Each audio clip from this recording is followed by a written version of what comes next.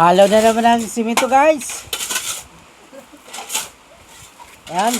Hanggang kahit maulan. Nahalo. Abuti lang dahil nasa loob na ng bahay. Kahit umulan, wala masyadong problema. Sinasa loob lang. Ayan. So, ganyan ang trabaho ng mga karpentero mason. Talagang kahit maulan, hahataw para kumita lang ng pera. Kaya araw-araw kumakain ng pamilya.